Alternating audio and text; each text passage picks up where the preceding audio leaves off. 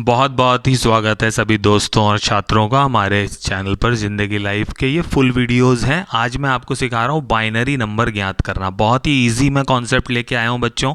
इससे आप बहुत ही आसानी से बाइनरी संख्या ज्ञात कर लेंगे। लोग आपको सिखाते हैं कि एलसीएम वाला कॉन्सेप्ट, ठीक है, जिसमें आपका कभी होता है कभी नहीं होता और ज़्यादातर बच्चे उसमें कंफ्यूज हो जाते हैं। तो ये जो श्योर शॉर्ट ट्रिक मैं आपको इस वीडियो में सिखाऊंगा बच्चों, इससे आप बाइनरी संख्या का सवाल मेरे ख्याल से मैक्सिमम से मैक्सिमम 10 सेकंड में आप कर लेंगे और मिनिमम से मिनिमम तो आप 2-3 सेकंड में भी कर सकते हैं।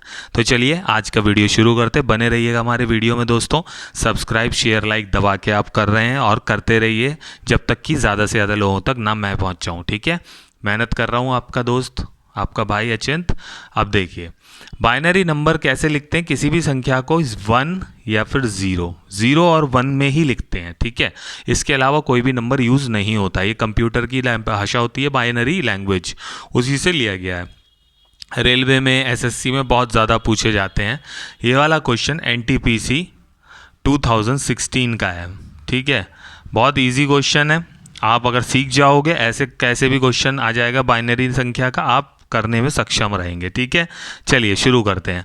सबसे पहले आपको क्या दिया, 40 की बाइनरी संख्या लेनी है आपको। अब आपको क्या करना है बच्चों, इस साइड से, समझ रहे हो।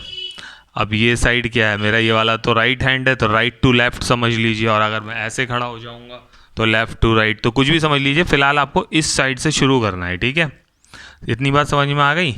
यहाँ से शुरू करना है। सबसे पहले एक का डबल, एक में 2 की गुणा करेंगे तो 1 दूनी 2, 1 2 ज़ा 2। फिर उसका डबल 4, समझ रहे हैं ना। 4 का डबल 8 का डबल 16 का डबल 32। अब यहाँ मैं रुक गया, क्यों? क्योंकि 32 का अगर मैं डबल करूँगा तो वो आएगा 64, जो कि 40 से बड़ा हो जाएगा। 40 तक ही हमें जाना है, ठीक है। तो अब उससे आगे मैं नहीं जाता। अब आपको इसमें से वो देखना है कौन से नंबर प्लस होकर 40 बनाते हैं। तो इसमें आपको दिख रहा होगा ये 32 और ये 8 को अगर मैं प्लस कर दूं, 32 और 8 को अगर मैं प्लस कर दूं तो ये 40 बना देता है, ठीक है। बाकी सब हमारे को नहीं लेने हैं। तो इसका मतलब जो चीज़ें हमारी प्लस होकर 40 बना रही हैं उसको हम 1 लिखते हैं, ठीक है। और जो चीज़ बाकी रह गई जिनको हमने प्लस में नहीं लिया वो सारी क्या हो जाती हैं, 0। तो इसका बाइनरी नंबर आपका क्या मिल जाता है, बाइनरी डिजिट या बाइनरी नंबर जो भी आप कह लीजिए, for 40 101000। This is your correct answer. अब परीक्षाओं में आए हुए प्रश्नों पे हम लोग नज़र डालते हैं विथ उसके ऑप्शंस, ठीक है। चलते हैं दोस्तों अगले सवाल की तरफ।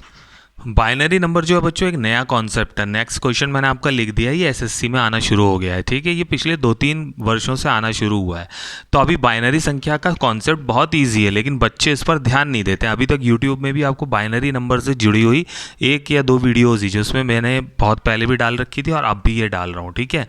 क्योंकि कोई भी, मैं नहीं चाहता कि आपका कोई भी टॉपिक छूटे। अब यहाँ पर जैसा मैंने सिखाया आपको 0 और 1 से ही आपको बनानी, ये चीज़ तो ध्यान रखिएगा, ठीक है। अब 128 के लिए हम क्या करेंगे, राइट टू लेफ्ट लेंगे हम, क्या 1 से शुरू करेंगे नंबर्स और डबल करते जाएंगे। 2 4 8 16 32, गंदा हो गया सॉरी, 32 64 और फिर 64 से बड़ा 128। और तो कुछ नहीं आ सकता है इसमें, क्योंकि हम 128 है तो उसे ले सकते हैं, उससे बड़ा नहीं ले सकते, ठीक है। तो अब यहाँ पर हम अगर 128 को ले लें, बाकी किसी को लेने की ज़रूरत है, प्लस करने की ज़रूरत है, अकेला 128 ही तो बन गया 128। तो यहाँ 1 आ जाएगा और बाकी सब की हमें कोई ज़रूरत नहीं है। तो ये सारे क्या हो गए, 0। 1 2 3 4 5 6 7 0 आ गए।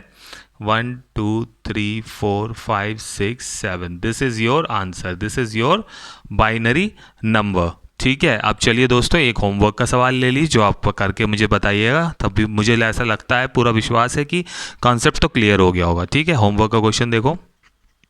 तो बच्चों ये है आपका क्वेश्चन फॉर होमवर्क, ठीक है। ये आप मुझे करके बताएंगे इसका कौन सा ऑप्शन सही है, ठीक है। ये भी आया हुआ क्वेश्चन है, ठीक है। ये आपको एनटीपीसी फेज़ 2 में आया था, एनटीपीसी 2016 के सीबीटी 2 में आया था। बहुत ही अच्छा क्वेश्चन है, कोई ज़्यादा इसमें प्रॉब्लम नहीं है, लेकिन आप सही से करोगे तो, ठीक है, उम्मीद करता हूँ कॉन्सेप्ट बहुत क्लियर है आपको। बहुत ही जल्द मैं पेपर अपलोड करने वाला हूँ पिछले वर्ष के सॉल्व किए हुए। ठीक है, तो मेरे साथ बने रहिए और ज़्यादा से ज़्यादा लोगों तक वो अपने भाई को पहुँचाओ। मेहनत मैं कर रहा हूँ, ऐसे ही मेहनत जारी रहेगी जब तक कि आप लोगों का सिलेक्शन ना हो जाए। ठीक है, तो ऑल द बेस्ट, जय हिंद, थैंक यू।